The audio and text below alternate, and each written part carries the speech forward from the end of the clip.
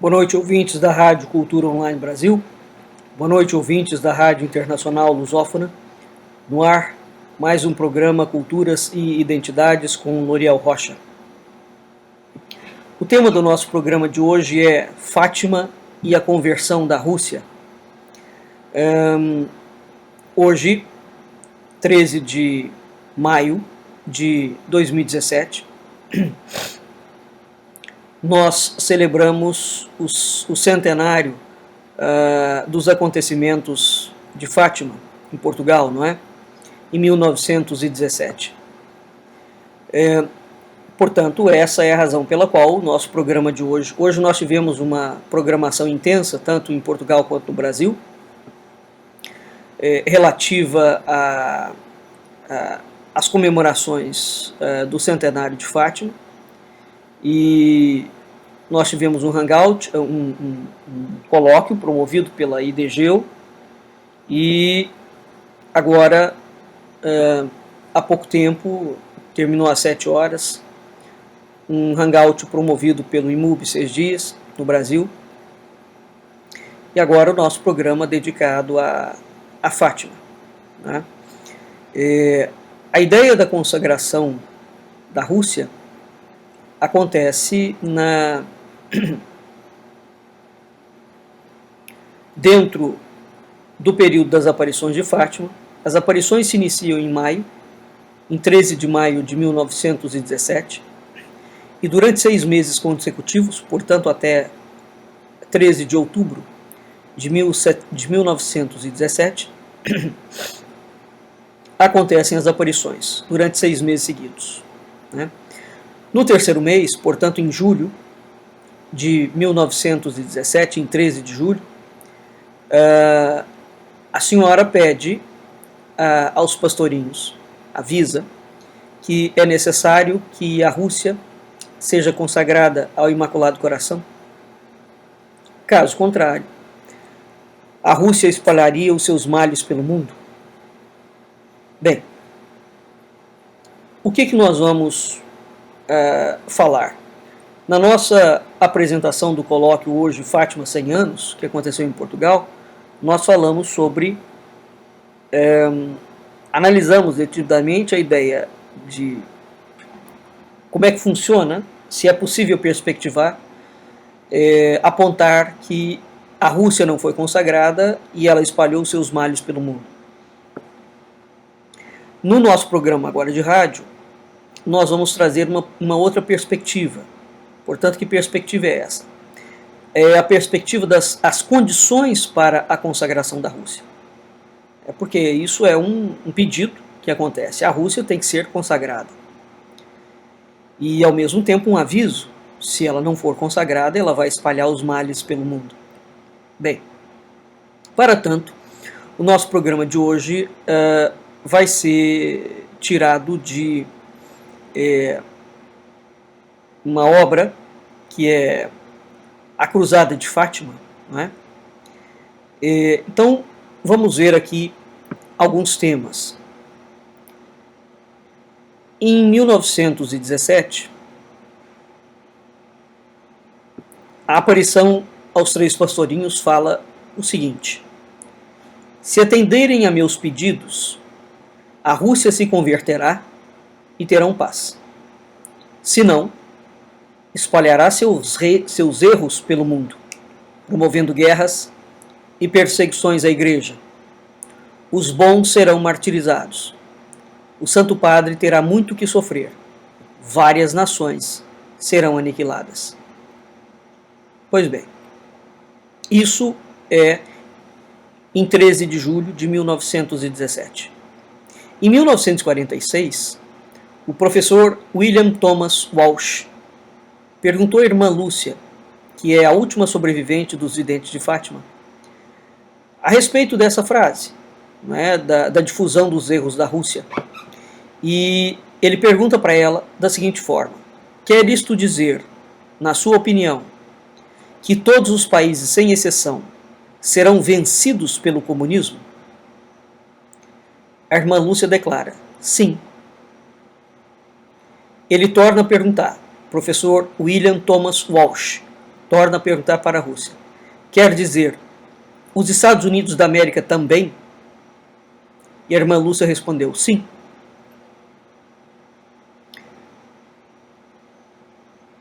Em 1957, a irmã Lúcia falou o seguinte ao padre Agustín Fuentes. Isso foi publicado nos Testemunhos do padre Fuentes, em 1957. Muitas vezes, a Santíssima Virgem disse aos meus primos, Francisco e Jacinta, assim como a mim, que muitas nações desaparecerão da face da terra. Disse que a Rússia será o instrumento do castigo escolhido pelo céu para punir todo o mundo, se não conseguirmos antes a conversão daquela pobre nação. Ora, é evidente que ou a Rússia é consagrada a tempo,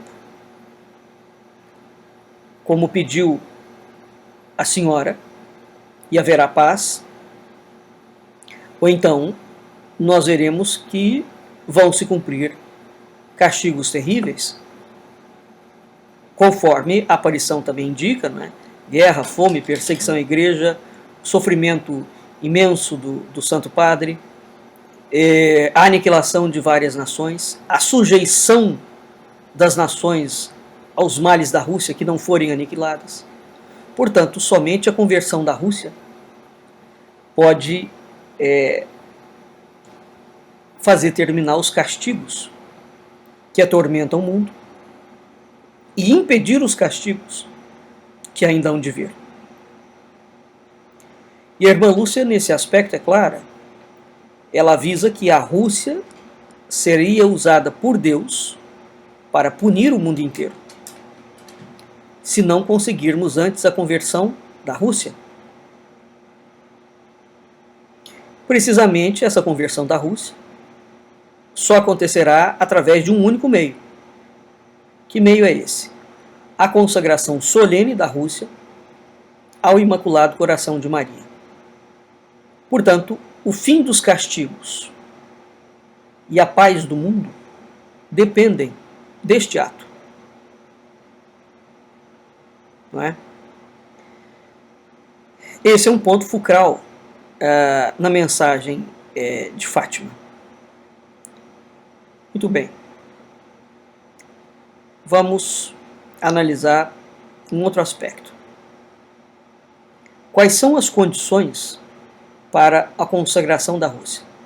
E, para tanto, nós vamos pegar um artigo do reverendo Gregorius Hesse, chamado As Condições para a Consagração da Rússia. Isso foi publicado pela Associação de Fátima. Ele fala que já há algum tempo o Papa iria consagrar o mundo ao Imaculado Coração de Maria. Entretanto,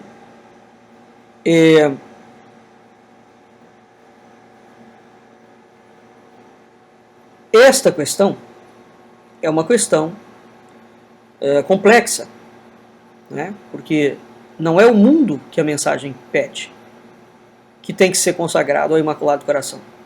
É a Rússia. O reverendo Gregorius Hesse é teólogo, é canonista, e ele deve sublinhar, e sublinha o fato, de que a mensagem de Fátima não é preciso um conhecimento de teologia profundo para simplesmente constatar que a mensagem de Fátima é uma das coisas mais claras e transparentes que já aconteceram. Portanto, há que se perceber uma ideia por trás das inúmeras mentiras, e ele acusa aqui especificamente os truques do Vaticano para silenciar a mensagem de Fátima. Na mesma direção, nós temos uma outra obra que chama-se o último combate do demônio, não é? Onde, efetivamente, do padre Paul Kramer, a batalha final contra o demônio, onde o padre Paul Kramer, se não me falha a memória, no capítulo 8 da obra dele, ele faz uma cronologia do encobrimento da mensagem de Fátima pela Igreja. E é terrível o que é colocado, não é? Mas voltando aqui, na mesma linha, portanto, do padre Paul Kramer, nós temos o Gregorius Hess. Ele vai falar que há uma série de ações do Vaticano, uma conspiração para silenciar a mensagem de Fátima. Então vamos voltar aqui, vamos analisar alguns pontos. Os pedidos da senhora, né? Em 13 de junho de 1929, portanto a aparição em 1917. Em 1929 a irmã Lúcia já era freira, e ela foi viver em Tui, na Espanha. Lá, portanto, em 13 de junho, de novo a data repete, né? De 1929, a irmã Lúcia escreve: é chegado o momento em que Deus pede para o Santo Padre fazer em união com todos os bispos do mundo a consagração da Rússia ao meu Imaculado Coração. Então, em 1929, Nossa Senhora voltou a pedir à irmã Lúcia que o mundo consagrasse a Rússia. Evidentemente que essa mensagem é tão clara, que ela não deixa margem para nenhuma interpretação. Nenhuma.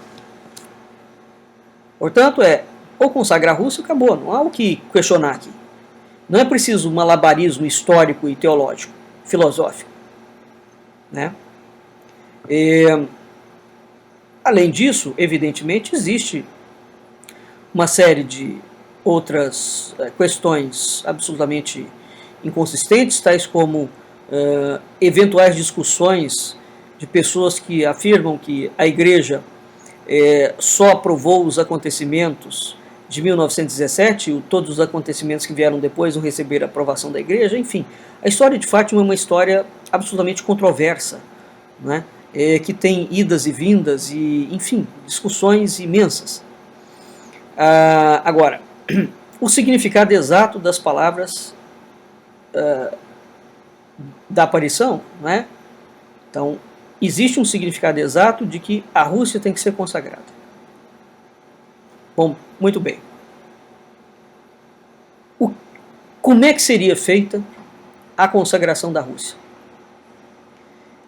Portanto, o Hess, Gregorius Hess, vai deslindar o que será essa consagração, né? Ele descreve da seguinte forma: uma consagração nunca é uma coisa genérica ou casual. Portanto, ele descreve da seguinte forma, abre aspas: qualquer consagração é específica. Assim como não é suficiente consagrar o mundo no seu todo para que a Rússia, a Áustria ou qualquer outro país seja consagrado, não basta consagrar o povo de Israel, nem mesmo consagrar os levitas. O indivíduo tem que ser consagrado pelo seu nome, como podemos ver pelo exemplo de Arão. Diz a todos os homens sábios de coração, a quem eu dei sabedoria nesses assuntos, que façam vestes para Arão, para a sua consagração, para que ele me possa servir como sacerdote. Ficará sobre a fronte de Arão, e ele levará todas as iniquidades cometidas pelos filhos de Israel, em todas as suas oblações, e nos dons que oferecem e consagrarem. E estará continuamente sobre a fronte de Arão, para que sejam aceitáveis perante o Senhor. Depois de impores estas vestes a Arão e aos teus filhos, unge-os e ordena-os, consagra-os, para que me sirvam como sacerdotes. Isso está em Êxodo 28, 3, 38, 41. Bem, então, segundo o reverendo Hess, essa é uma das razões pelas quais não basta consagrar o mundo. Porque o mundo inclui muitos países e não inclui um só, portanto, uma consagração é uma coisa particular. E há mais que nós devemos considerar. Como uma consagração é uma coisa específica, ela é individual. O batismo seria a primeira consagração de um cristão. Então a criança tem que ser batizada individualmente, porque o batismo é individual. Até nos velhos tempos, quando os missionários ainda tinham inúmeras conversões para fazer, não havia e nunca houve a ideia de você batizar uma aldeia inteira para batizar os cristãos. Nem sequer bastava batizar cada indivíduo. O batismo pressupõe dar um nome, não é? Acontece o mesmo no caso da confirmação. Quando, por exemplo, uma pessoa casa, o casamento é alguma coisa inválida se um dos cônjuges tiver dúvida sobre a identidade do outro. No sacramento de uma ordem, cada candidato é apresentado pelo seu nome, assim como foi com Arão. Ora, durante a antiguidade, acreditava-se na importância dos nomes. Não havia preocupação aonde era a sede da alma, né? Se a alma ficava no coração, se ficava no cérebro, se ficava no rim esquerdo. Havia essa preocupação. Mas uma preocupação maior era o nome da pessoa. O nome da pessoa, de uma certa maneira, entre os povos antigos, era a alma da pessoa. Isso é curioso porque, por exemplo, não é Hess que fala isso, eu que estou falando. Entre a tradição indígena brasileira, o nome da pessoa é o espírito dela entoado, né? Portanto, quando o indivíduo não tem nome, efetivamente ele não tem alma, né? Quando no Egito Antigo se decidia eliminar o nome de uma pessoa, isso era pior do que a morte. Portanto, quando o faraó Amenófis IV, que se transformou em Amenhotep IV, decidiu mudar o sistema religioso do Egito, o que ele mudou? Ele mudou o próprio nome, né? Então, o nome dele era Amenhotep, que significa Amun está satisfeito, para Akhenaton. Ou seja, Aten é a vida, ou a glória do disco solar. Quando ele muda o nome, significa que ele mudou de alma. Há uma mudança na alma dele. E isso é algo tão sério que gerou uma revolução dentro do Egito. Hoje a gente acha que a mudança do nome do faraó foi simplesmente uma coisa simples. Não. Tanto é que quando ele morre, o Egito volta ao sistema antigo. E o que aconteceu? A múmia de Akhenaton desapareceu juntamente com o nome dele. Porque eliminar o nome eliminava a pessoa, eliminava a alma. Ora, na Sagrada Escritura, a Bíblia, nós vemos realçado a importância dos nomes. Cristo faz isso quando Simão, filho de Jonas, se torna vigário de Cristo. Ele mudou o nome de Toquepas, né?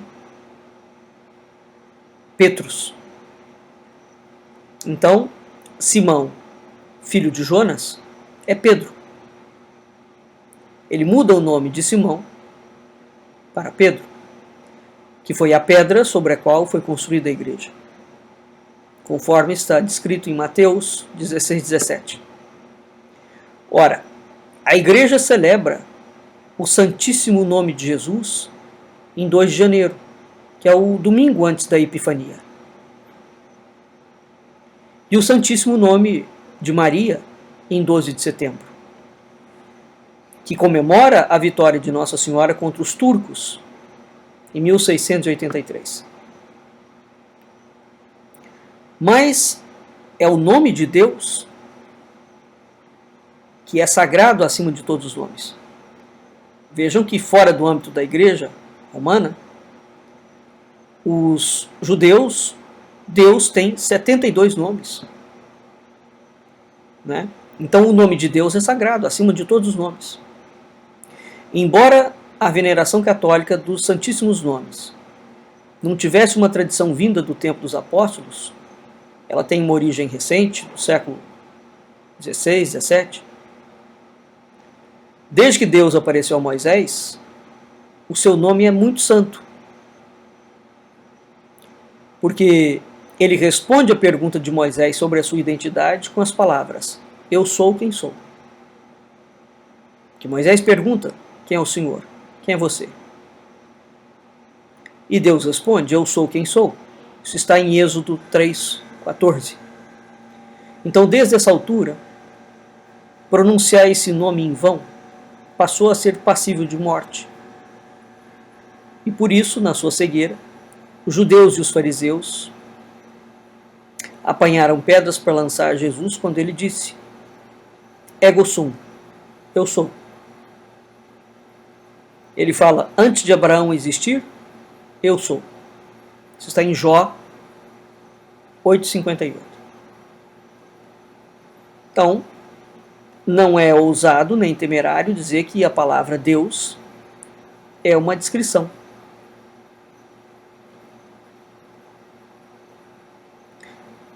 O ego sum é realmente ele, que na sua simplicidade infinita e perfeita não pode dizer senão eu sou. Portanto, o nome, quando a Imaculada fala que é preciso consagrar a Rússia, é um nome. Não é outro nome, não é o mundo. E é importante entender isso, porque foram feitas tentativas de consagração do mundo, e não da Rússia, por papas, inclusive. Isso não foi o que a mensagem pediu. A senhora pediu. Agora, como é que essas considerações podem se aplicar a um país? Quando a gente fala de uma pessoa, entende-se.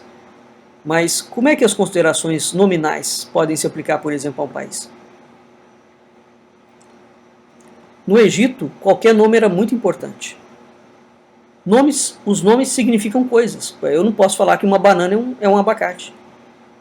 O nome tem uma questão de identidade, porque ele revela uma substância, né? Ele tem uma essência. Então o nome é algo importantíssimo. No pergaminho menfita, copiado da pedra de Chabaco, o deus Ptah, no Egito, cria tudo no universo. E cada coisa que ele cria, ele pronuncia cada nome. Veja que Deus faz o mundo e ele chama Adão para nominar as criaturas. Mas Deus, quando faz, também vai chamando de nomes. E depois, Adão continua. Quando Ramsés II aumentou uma aldeia velha para que tornar a aldeia sua residência, ele chamou essa aldeia de Pi-Ramsés, que significa a sede de Ramsés, para que a santidade do seu nome protegesse a cidade. Isso é um pensamento completamente invertido ao que a gente tem hoje. Por exemplo, um político corrupto qualquer resolve botar o nome dele numa ponte, não é? Um lugar qualquer. Na antiguidade, quando um rei, um faraó, um imperador, colocava o nome dele num local, é porque o nome dele era santo e aquela santidade atuaria como uma entidade protetora local. Né? O nome Israel, por exemplo, significa lutar por Deus. Portanto, o nome do país é sagrado. Para os católicos, Roma significava, ou significa ainda, a cidade santa, né? Portanto, Roma não é meramente uma cidade barulhenta, cheia de casa, de italiano. Ela tem uma conexão com alguma coisa. E isso tudo mostra que um país, por mais flexíveis que sejam as suas fronteiras políticas, é um ser individual. É interessante isso, porque nós não pensamos num país como um ser individual. Portanto, é dentro dessa perspectiva da individualidade, não é, que a Nossa Senhora deseja explicitamente que a Rússia seja consagrada. Porque ela mencionou várias vezes a Rússia, além do desejo da consagração.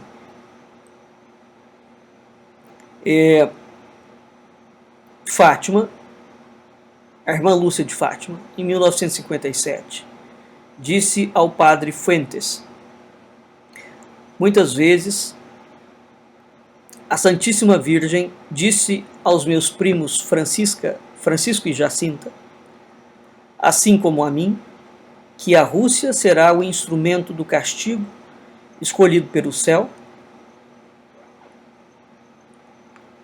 para punir todo o mundo pelos seus pecados, se não conseguirmos antes a conversão daquela pobre nação.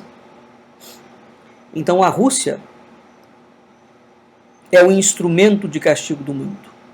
Não é o mundo que castiga a si próprio. Portanto, é a Rússia que deve ser consagrada.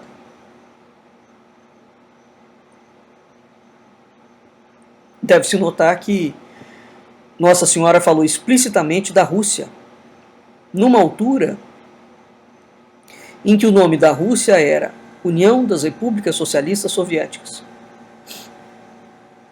E, obviamente, referindo-se ao nome do país, né, não à opressão comunista de 22 repúblicas.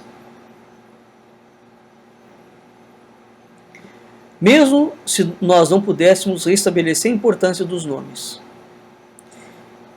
e dos nomes dos países, nós teríamos ainda que conservar a virtude da obediência e executar a ordem de Nossa Senhora.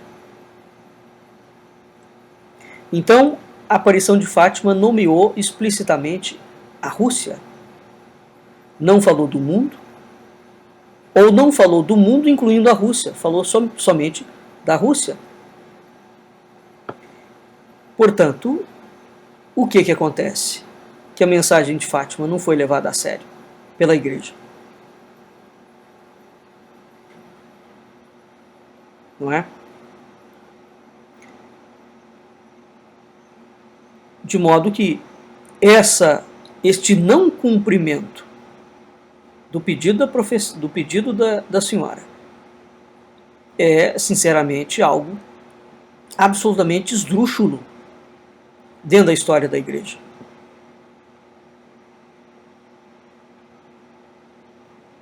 Nenhum indivíduo, lembra bem o reverendo Hess, pode julgar ou dar ordens ao Papa.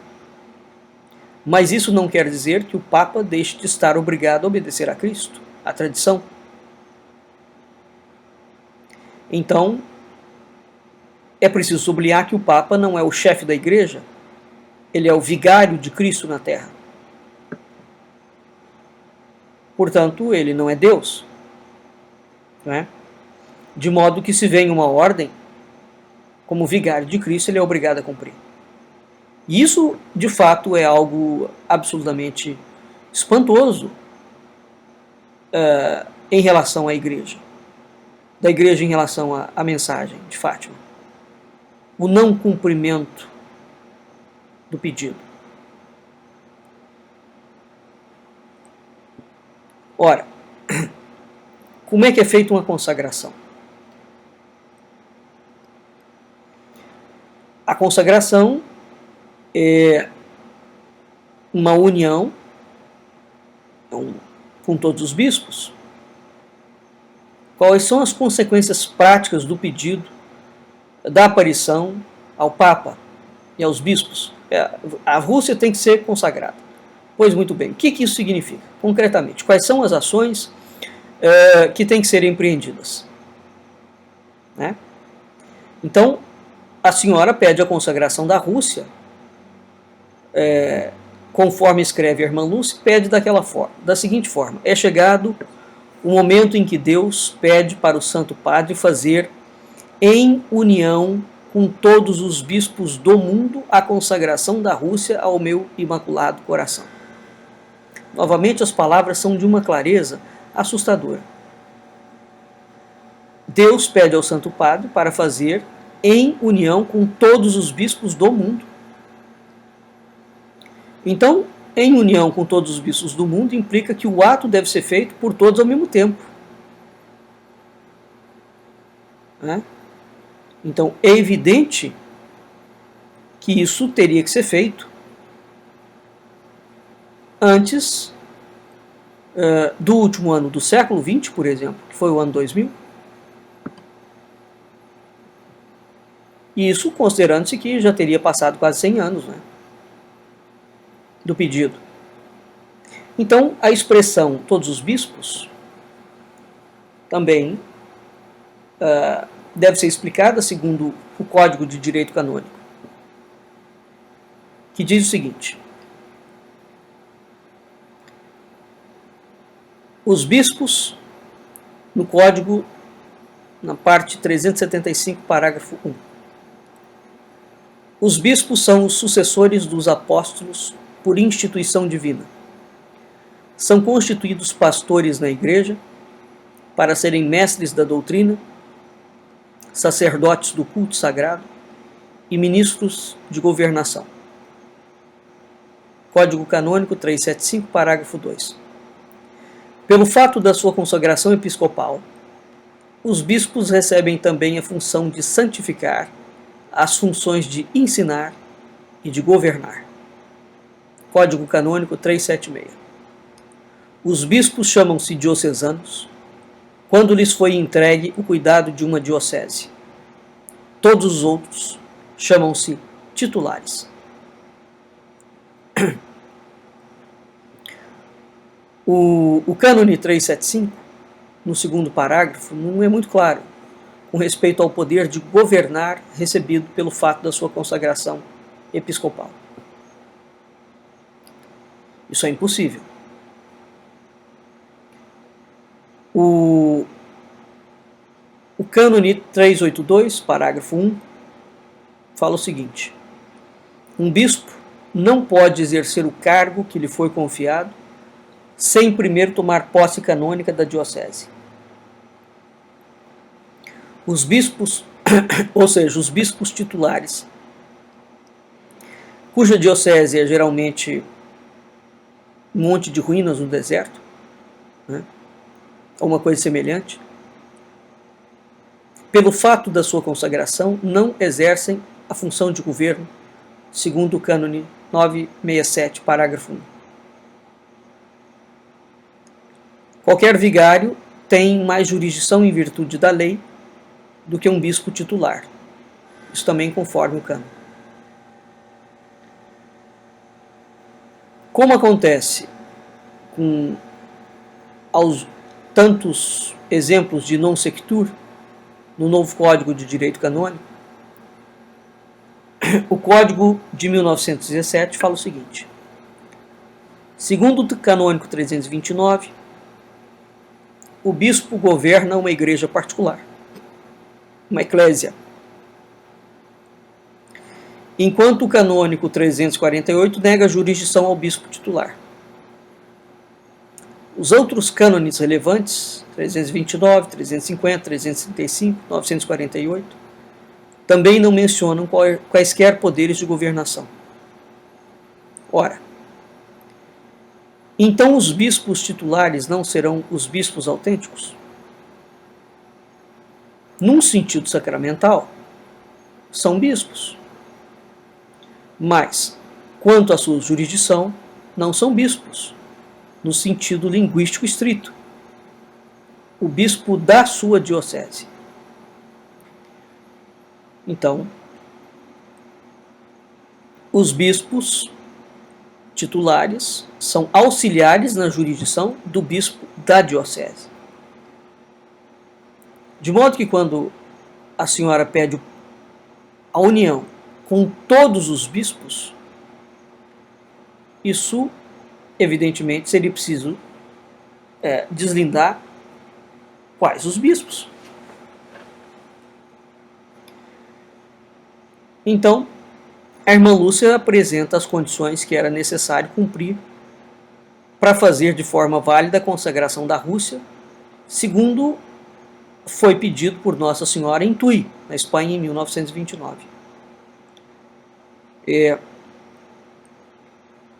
Ela fala, portanto, há duas condições. A Rússia deve ser claramente indicada como objeto da consagração.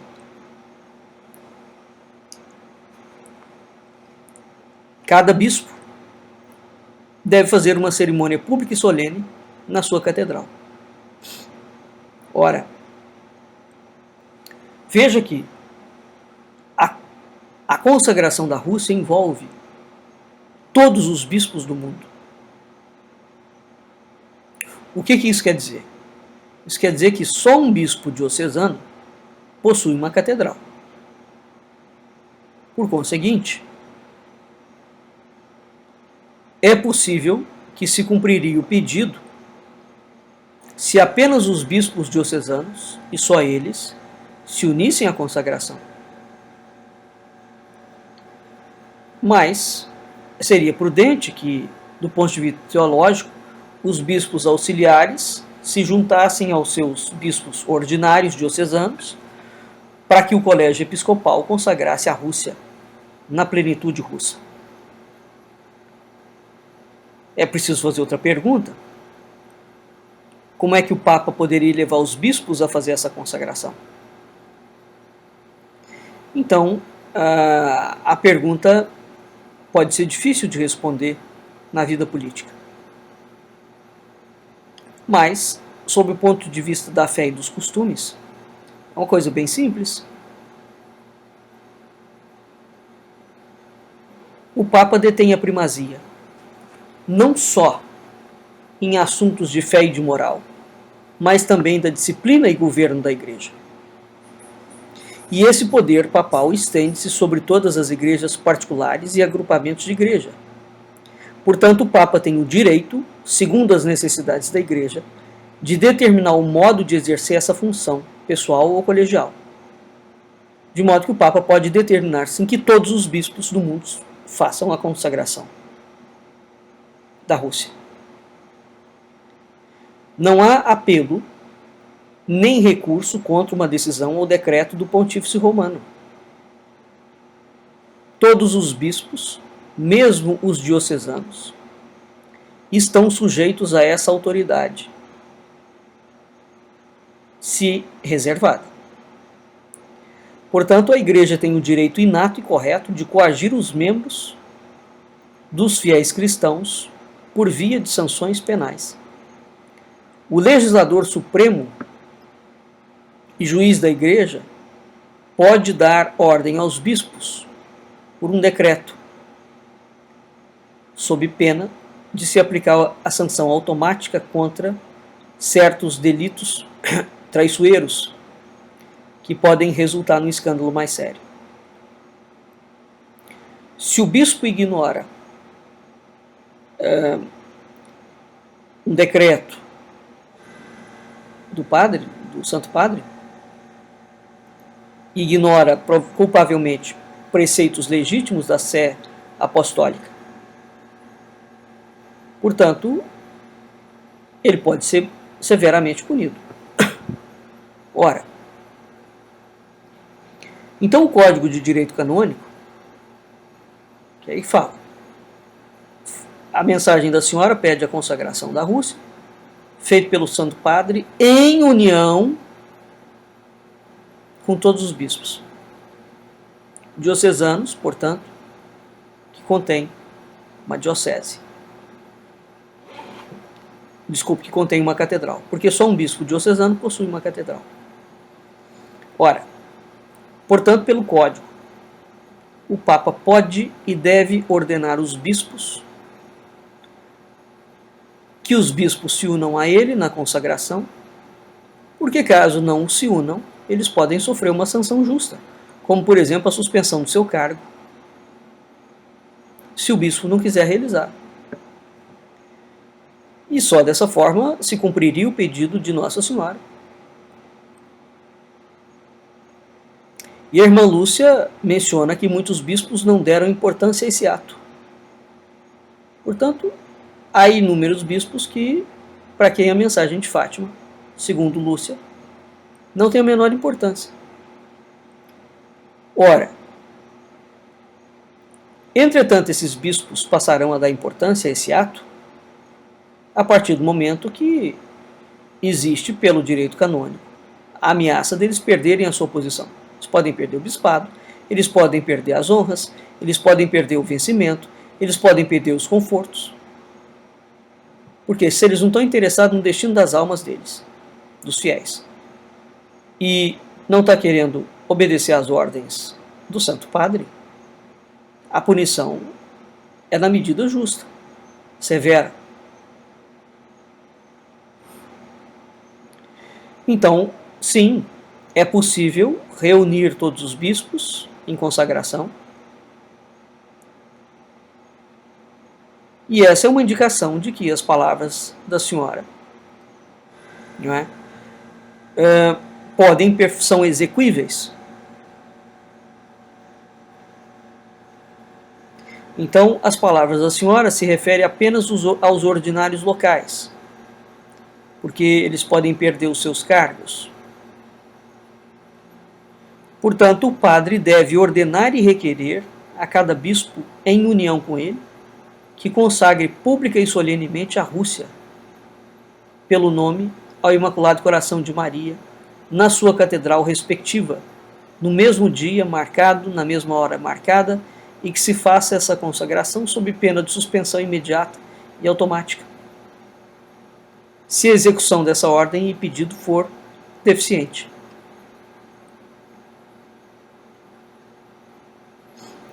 Ora, o reverendo Hesse recorda que o padre Gruner foi ameaçado de excomunhão porque ele pregou a mensagem de Nossa Senhora e por afirmar que os seus direitos canônicos, que os seus direitos canonicamente garantidos,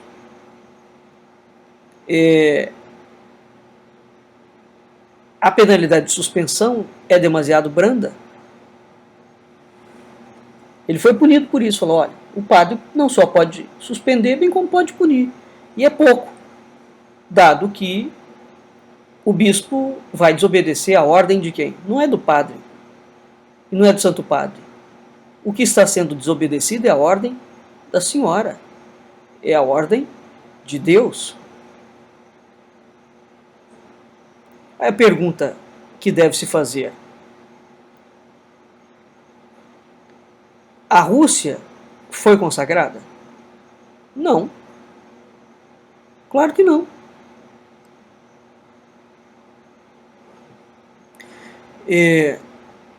Basta recordar aqui 3 situações. O padre Gruner disse o seguinte, abre aspas, numa entrevista: o Papa consagrou o mundo várias vezes. Fê-lo em 7 de junho de 1981. Depois tornou a fazê-lo com muito mais cerimônia, perante 1 milhão de pessoas em 13 de maio de 1982. E novamente em 25 de março de 1984. Consagrou o mundo todas essas vezes, mas nunca consagrou a Rússia da maneira pedida por Nossa Senhora de Fátima. E na mesma entrevista ele continua. Depois de consagrar o mundo em 25 de março de 1984, o Papa João Paulo II reconheceu, perante cerca de 250 mil pessoas na Praça de São Pedro, que não tinha feito o que Nossa Senhora de Fátima pedira. Ele disse: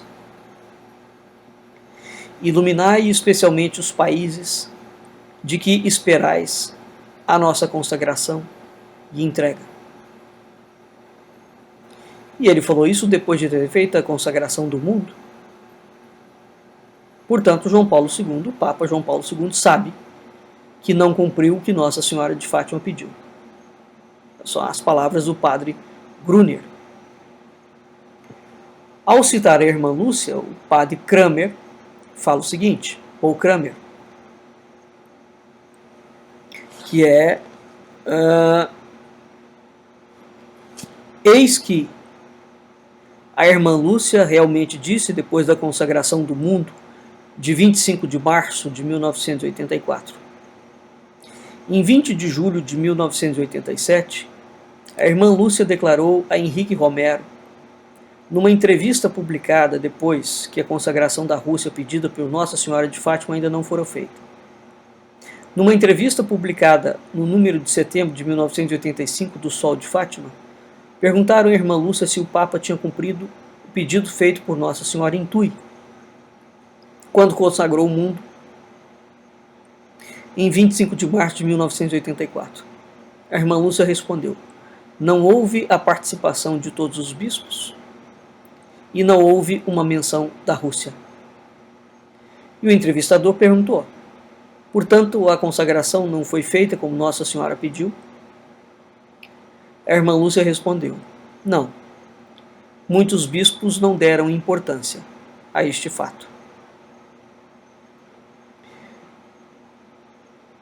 Isso responde efetivamente a pergunta, que é: a Rússia foi consagrada?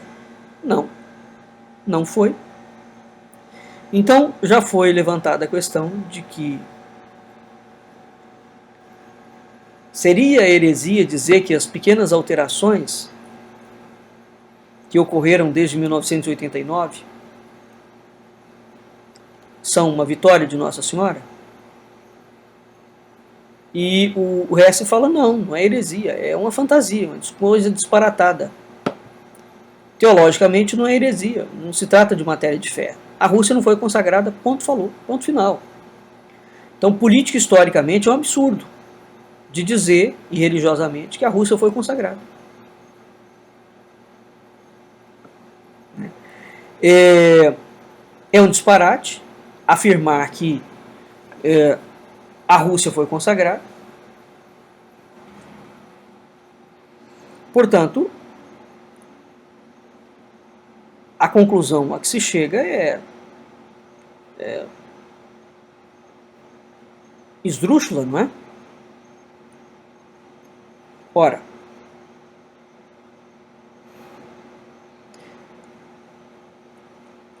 as consagrações ao mundo e a não citação da Rússia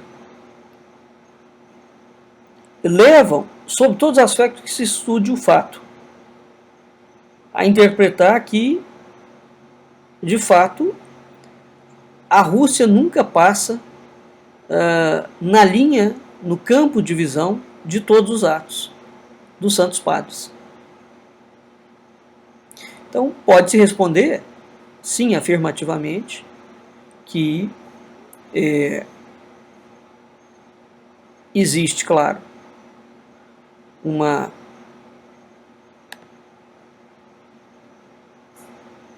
ideia falsamente divulgada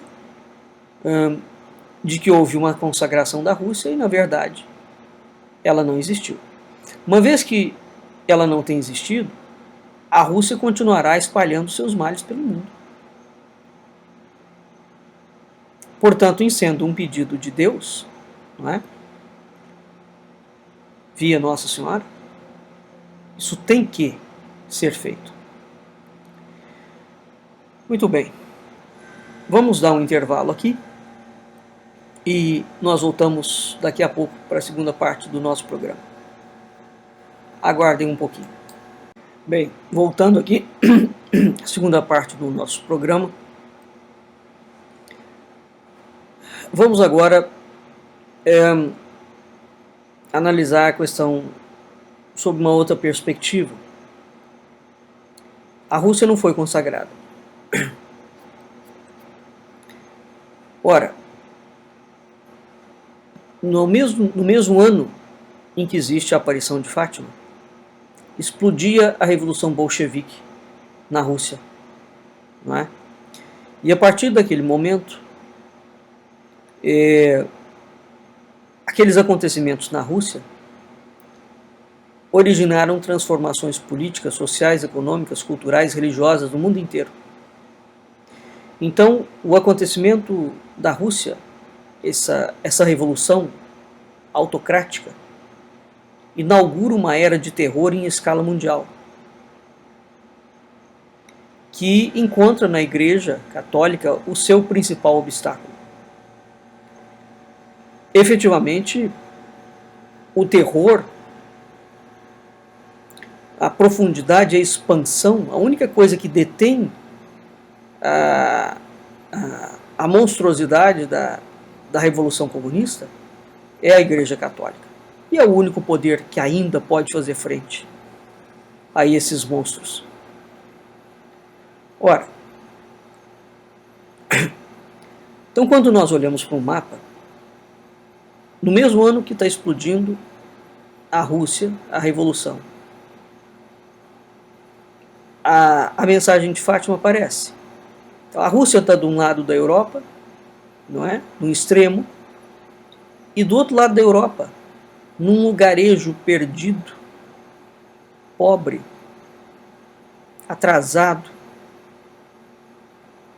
né? A República Portuguesa tinha acabado de começar e já era um desastre. Então você tem 4 criancinhas que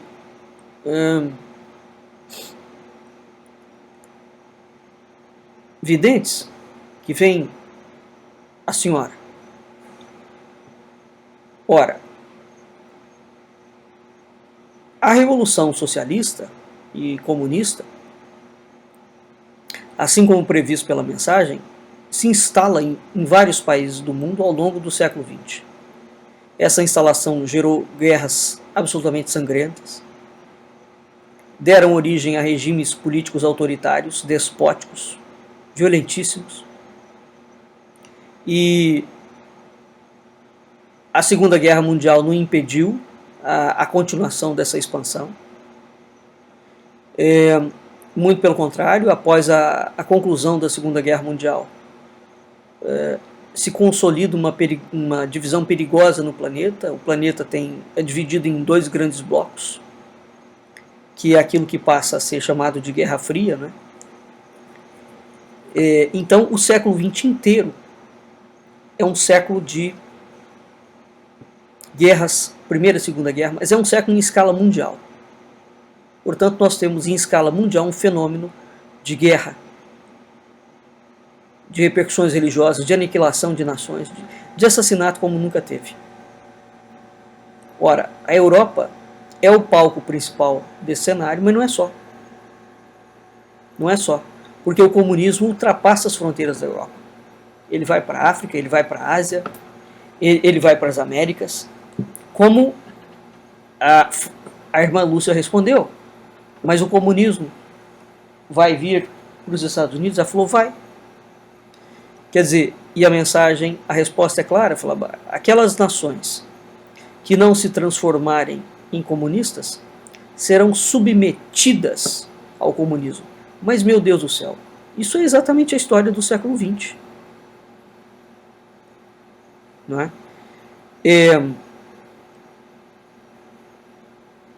Então a igreja na Europa, a igreja católica, ela foi dividida em dois universos paralelos.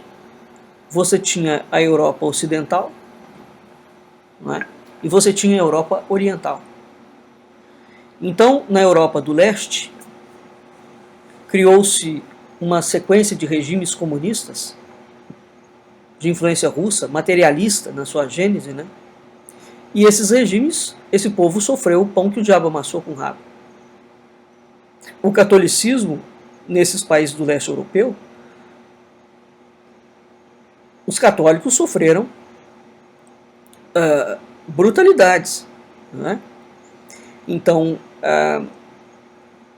os cristãos que se recusaram a colaborar com os regimes comunistas do leste europeu produziu uma lista longuíssima de mártires católicos,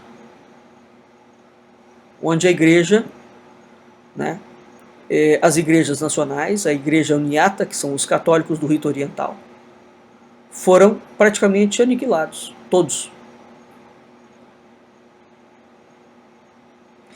Por quê? A igreja uniata, eles são ortodoxos de rito e de tradição, mas ao mesmo tempo eles são católicos por obediência a Roma.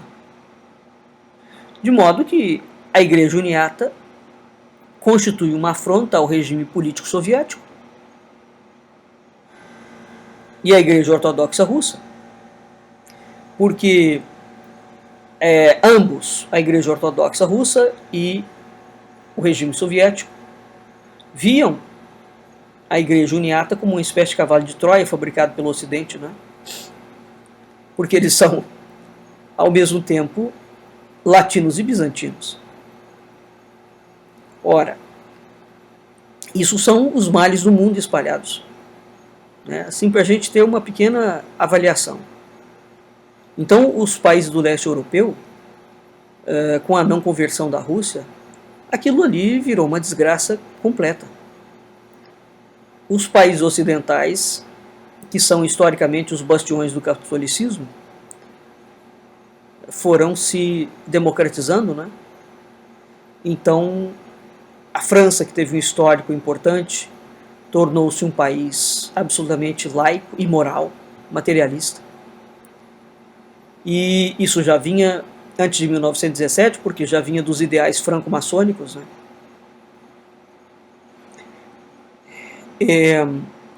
Portanto, mesmo a Europa ocidental, ela caiu dentro de um materialismo minada por um socialismo direcionado e alimentado pelos comunistas. Não escapou ninguém. A mensagem de Fátima foi absolutamente impressionante. Não escapou ninguém da face da Terra. Ora, evidentemente que a igreja na Europa Ocidental, a igreja católica não passou pelas agruras da igreja católica no leste europeu. Não é? Agora, ao mesmo tempo, esses católicos ocidentais se deformaram, né?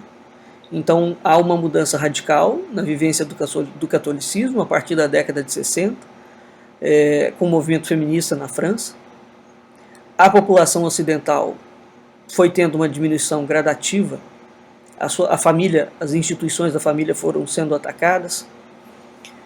Enfim, esta destruição que acontecia no leste europeu estava acontecendo na Europa Ocidental, de uma outra forma. Ao contrário do que aconteceu nos regimes comunistas do leste, né, o materialismo dos países ocidentais não foi imposto pelo Estado. Ele foi adotado de uma forma livre e egoísta, inclusive os católicos.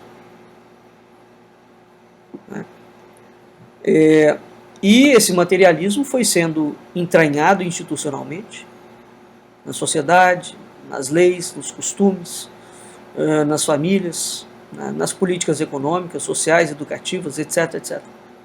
Então, não ficou pedra sobre pedra. Ora, o que nós vamos ter? Na década de 60, a gente tem o Concílio Vaticano II,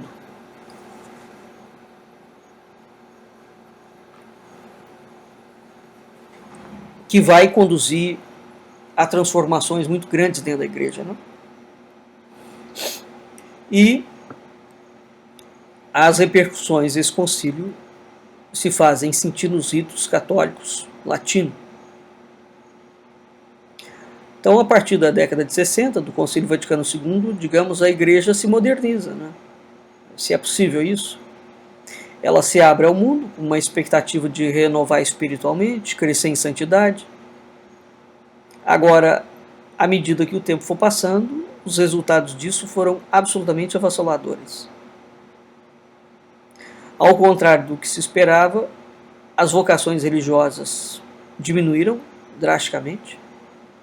Os seminários fecharam, a indumentária clerical foi oferecida a museus, multiplicou-se o número de abusos e de heterodoxias nas celebrações, a igreja secularizou, a população adotou uma moral não católica, relativista, onde não existe separação entre o bem e o mal, pecado e virtude, valores, ética, acabou. Foi tudo posto em causa, foi tudo confundido. A década de 60 em diante é uma verdadeira catástrofe.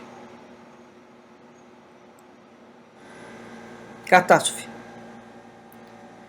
Quando nós chegamos em 89, tem o Muro de Berlim, o regime socialista aparentemente entra em colapso no leste europeu. Ao mesmo tempo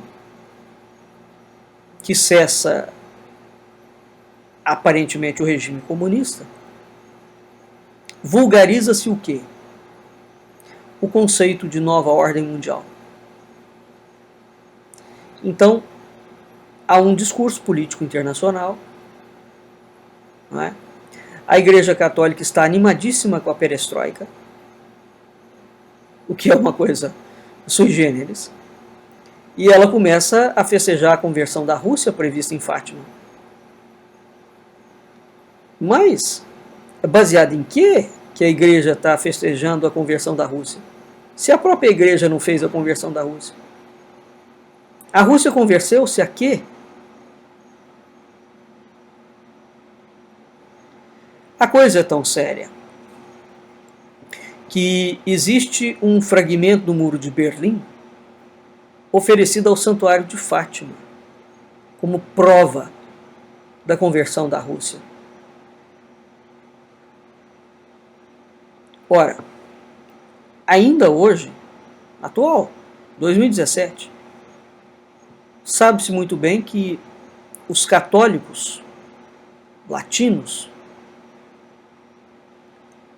dentro da Rússia, no território russo, da influência russa, por exemplo, nas regiões ucranianas, vivem com muita dificuldade. É proibido. Não é? É proibido na China, por exemplo, ter Bíblia. É um livro proibido. Se a pessoa for pega com uma Bíblia, ela é presa. Portanto, os católicos de rito ortodoxo sobrevivem na Rússia. Os católicos latinos, não. Então, existe uma divergência teológica entre as igrejas latina e bizantina, né, que são o Filioque, a Imaculada, a supremacia do Papa, a infalibilidade papal, vai por aí.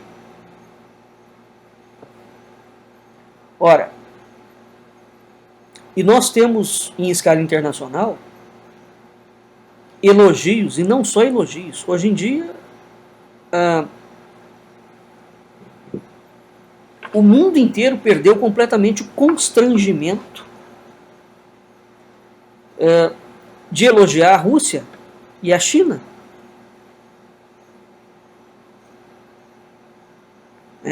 Tudo em razão de geopolítica, esse pelo menos é o argumento, e de economia. Todas as manobras militares protagonizadas pela Rússia ganham um cenário internacional cada vez maior. Enquanto isso, parece que o Ocidente vai mergulhando cada vez mais numa catástrofe de dimensão bíblica. Os países ocidentais imersos numa corrupção impressionante. Não que os russos não tenham, hein? É que a corrupção de lá não aparece aqui. Então, passa-se a vaga impressão de que só o mundo ocidental está em decadência. Não. É porque os outros regimes, tanto o comunista, o russo-chinês, quanto os países árabes, muçulmanos, nós não temos nenhuma informação do que se passa naqueles países. Agora, eles sabem tudo que se passa no Ocidente. Né? Então é curioso que a igreja continue a festejar de uma forma muito exuberante a conversão da Rússia. Ao mesmo tempo, existe um outro fenômeno, que é a Rússia festejar uma espécie de conversão da Igreja Católica. Ora, ficou célebre aquele encontro em fevereiro de 2016, em Cuba, do Papa Francisco com o patriarca Kirill. E as declarações de ambos, dizendo que Cuba era uma localidade neutra, pacífica, tranquila, benéfica, muito boa, e era o único local no mundo que teria condições espirituais para celebrar aquele momento histórico. Beijos e abraços, e sem lembrar que o Papa Francisco faz uma viagem absolutamente desastrosa, catastrófica. Ele fala cada coisa na América Latina, vai para os Estados Unidos da América do Norte, fala coisas absolutamente apopléticas e defendendo com toda clareza o comunismo. Quer dizer, foi assintoso a gente assistir a eleição de Cuba como um país magnífico e no mundo inteiro o único país que é alçado a um grau de pureza que seria possível botar as igrejas latina e bizantina para conversar. Não satisfeito com isso, eles produzem um documento em conjunto, assinam, publicam.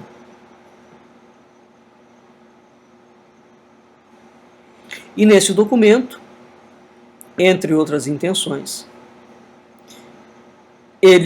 os declarantes comprometem-se a não acabar com a fratura existente entre a Igreja Ortodoxa Russa e Roma, mas antes a colaborar em objetivos comuns. Então essa fratura, portanto, a separação entre a Igreja Latina e Bizantina não foi considerada alguma coisa prioritária. Por outro lado, os católicos orientais, principalmente a Igreja Católica grega ucraniana, né? Porque é preciso entender que a Igreja Ortodoxa Russa é separada. Ela não fala em nome de todas as igrejas, hein? Vamos entender isso. Então, as outras igrejas orientais ficaram muito perturbadas com aquilo. Porque o encontro foi provavelmente combinado com Vladimir Putin. Raul Castro é o líder de uma ditadura militar marxista, dinástica. E essa ditadura militar foi simplesmente o anfitrião de um evento. Portanto, nós estamos diante de um descalabro, onde a mensagem de Fátima simplesmente não existe. Os manuscritos,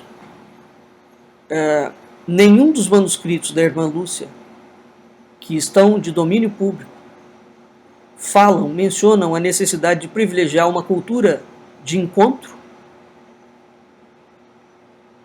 Portanto, não existe essa ideia de que vamos unir a igreja latina e bizantina.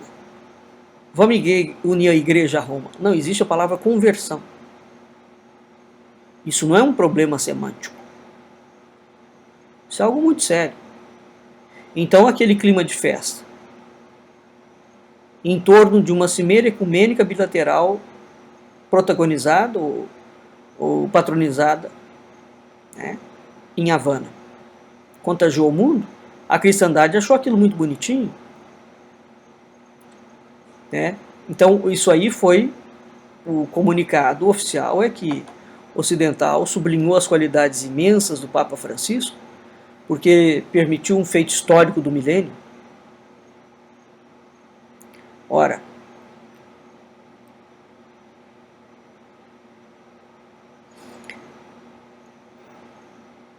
efetivamente, aqui nós temos uma inversão da mensagem de Fátima. O que está acontecendo? A trajetória do Papa Francisco,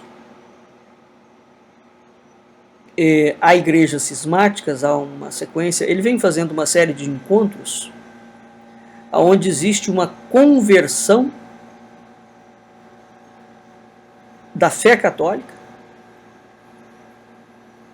naquilo que os inimigos dela sempre desejaram que ela fosse. Então não existe uma conversão, portanto nós não estamos vendo essa gente vir em direção à Igreja Católica. A Igreja Católica está indo em direção a eles. De modo que a centralidade da mensagem de Fátima, que é absolutamente incontornável, no sentido de exigir a conversão da Rússia, é o Ocidente que está se convertendo ao comunismo.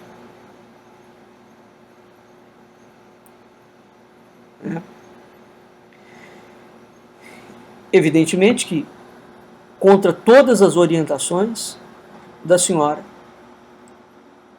a coisa vai sendo conduzida dessa forma. Vamos ver aqui uma sucessão cronológica das principais referências de Fátima às profecias, à Rússia, né? Em 1917, fala o seguinte: para impedir a guerra, virei pedir a consagração da Rússia a meu Imaculado Coração e a comunhão reparadora nos primeiros sábados. Se atenderem a meus pedidos, a Rússia se converterá e terão paz. Se não, espalhará seus erros pelo mundo, promovendo guerras e perseguições à Igreja. Os bons serão martirizados, o Santo Padre terá muito que sofrer, várias nações serão aniquiladas. Em 1929, em Tui, é chegado o momento em que Deus pede para o Santo Padre fazer, em união com todos os bispos do mundo, a consagração da Rússia ao meu Imaculado Coração, prometendo salvá-la por este meio. Rianjo, em 1931, não quiseram atender ao meu pedido. Como o rei de França, arrepender-se-ão e fá-lo-ão a consagração da Rússia, mas será tarde. Rianjo, em 1931, a Rússia terá já espalhado seus erros pelo mundo, provocando guerras, perseguições à Igreja. O Santo Padre terá muito que sofrer. Voltando a Fátima em 1917. Por fim, o meu Imaculado Coração triunfará. O Santo Padre consagrar-me à Rússia que se converterá e será concedido ao mundo algum tempo de paz. Ora, efetivamente que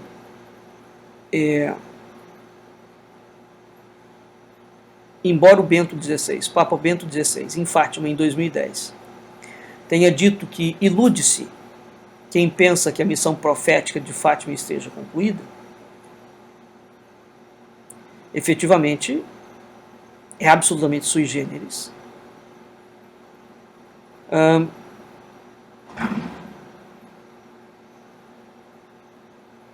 Constatar que, após 100 anos, é o Ocidente que se converteu ao comunismo. Mas o cerne da mensagem final de Fátima é: no final, o meu imaculado coração triunfará.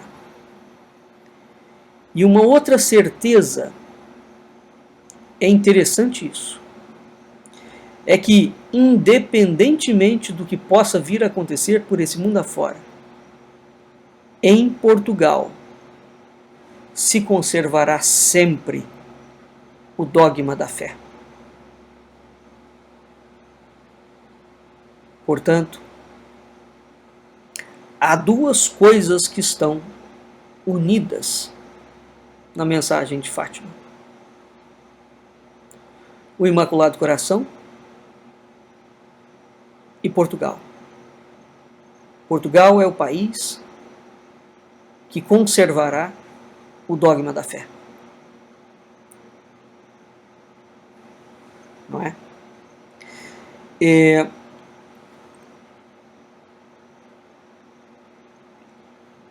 É muito curioso, dado que Portugal é um país que as informações sobre ele passam sempre muito desapercebidas, né? Mas a mensagem termina dessa forma: Portugal, em Portugal, se conservará sempre o dogma da fé. Então, a profecia de Fátima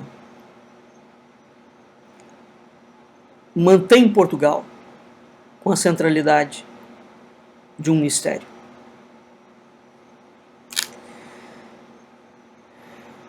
Pois bem, é necessário levar a cabo o pedido da senhora em Fátima. A Rússia precisa ser convertida, consagrada ao Imaculado Coração de Maria. E quando isso for feito, e somente quando isso for feito, de fato, o pedido terá sido atendido. Até lá, o que nós vamos assistir cada vez mais é uma sequência de desastres. Até onde? Mas vamos ficando por aqui e até a semana que vem, no nosso próximo programa Culturas e Identidades. Fique em seguida com a nossa programação e um abraço a todos vocês.